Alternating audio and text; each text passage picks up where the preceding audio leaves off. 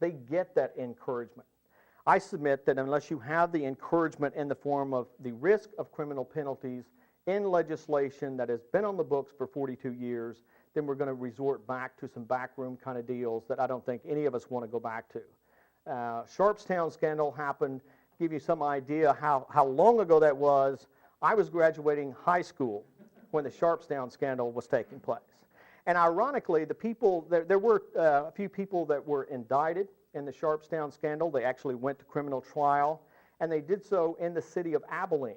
It was ironic that Abilene is now coming back and taking a vote on this, but I'm very pleased to say that the city leaders there did not go along with the whole movement at the time, like a bunch of lemmings, and just sign on to the lawsuit. They actually did listen to some debate, and then we're trying to get other cities to do that as well.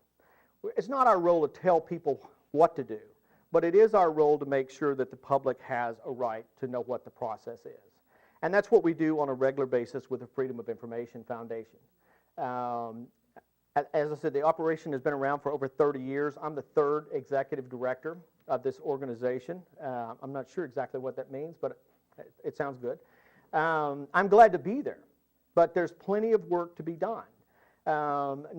We are constantly being asked to let people in small towns especially know how they can do their work, how to use the Act. We have a website, www.FOIFT, Freedom of Information Foundation of Texas.org, that has a lot of information there. And we try to educate people that, but we also educate young journalists. We have a very good program called the Light of Day Project that we have been doing for a number of years now. And we work in consort with universities, communications divisions around the state. And what we basically do is we go in with journalists that are want-to-be journalists, the students, and we teach them how to use the Public Information Act to do a story that they're working on, how to use it. We also give them some real-life example of what they can expect when they go to their university deans or whomever they're going to get the information from, because it's always not going to be a very popular thing to do. And we tell them, what the reaction is, that they don't have the right to ask you what you're going to use this information for. They don't have a right to do a lot of things. They get the information, and then from that information, they write stories that are of interest to the university community, to the parents of the students that are going there, and sometimes they have statewide implications. Recently, a group in North Texas at Tarleton State University, they'd written stories about the failure of that location to adequately report crime statistics on campus. They actually did these stories a couple of years ago, about 3 or 4 years ago. And they found out that, for example, that Tarleton State University reported that there were no sexual attacks on campus, and in fact there were 10. They found out that burglaries were much higher in number than what had been reported.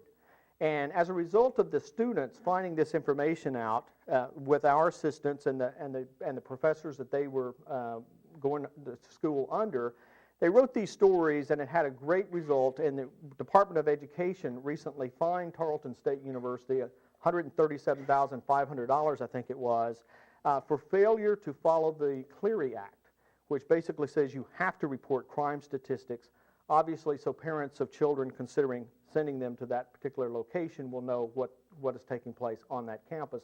And the Clery Act itself was brought about by a situation involving a student that had been violently and sexually attacked on a campus where there was no reporting. Of course, Tarleton State says that this was an inadvertent mistake. They did not intentionally misrepresent the facts. They're now appealing that. The process will be what the process was. But from our standpoint at the Freedom of Information Foundation, we were very pleased to find out, number one, the student that submitted the initial public information request on that campus to get the information and start the whole process of investigation moving forward. Years later, working with the Stephenville Times, I think it is, a newspaper, she broke the story that they had been fined. So the process works in and of itself. And in summation, I know we want to have some time for questions. Let me just address the bigger question of state of journalism. Where's it headed? What can we expect? I don't have the answers. I wish I did. I wish I had the Holy Grail in my hand and I could tell you. I do agree with Carlton that newspapers obviously are having some issues, although there are still some profit margins, even though they may not be quite as wide as they used to be. There has been a number of great investigative journalists across not only Texas but the whole country that have been put out of work, and I think the public is going to suffer as a result of that. And there has been a movement called, for citizen journalists, if you will, and I take issues with that in some ways, because journalism is not just a matter of getting information and writing a story and putting it on a blog. And while I respect anyone's opportunity to do that, journalism is a profession that is I think, much more noble than that. There is a checks and balances that does still exist in journalism, and some outlets a little more stringently than in others. And we see that at the highest levels of government, at least one entity that I won't name, and everybody knows who it is, being kind of shut off by the Obama administration for what they consider unfair reporting. I think the public can decide that. When it comes to journalistic operations, you can decide if this is a fair and balanced story, or if this is not a fair and balanced story, but kind of a marketing technique. I grew up in the days of Walter Cronkite, and I can tell you, when I started out in this business, as a young cub reporter myself, you had to have at least 3 independent sources to go with a story. You didn't go with that story. And it wasn't just simply a matter of going to one reporter and saying, did you hear this? And going to another reporter and saying, did you hear this? Okay, I've got 3 sources.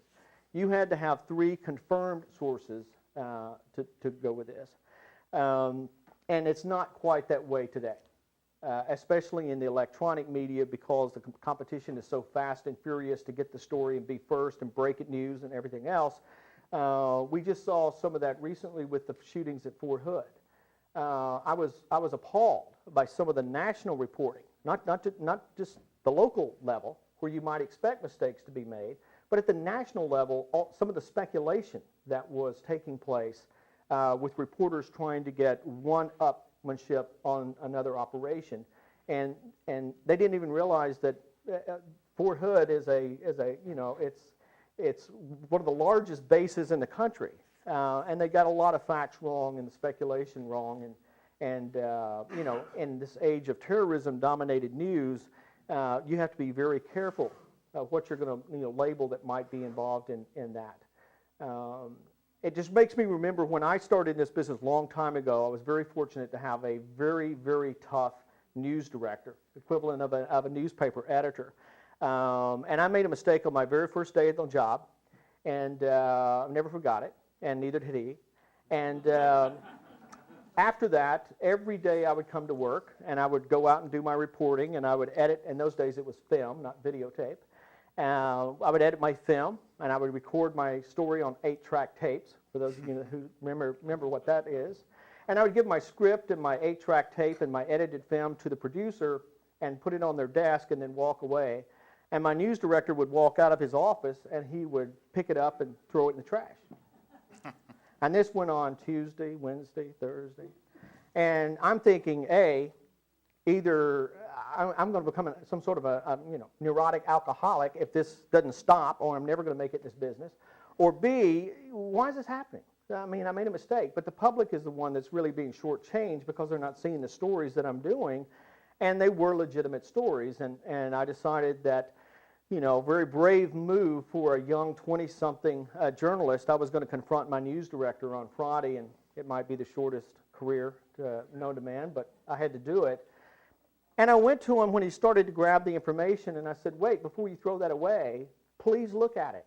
The public is being shortchanged here, and I know I made a mistake. I accept that. But you know what? I've learned from it. And, can't we at least put the story on the air?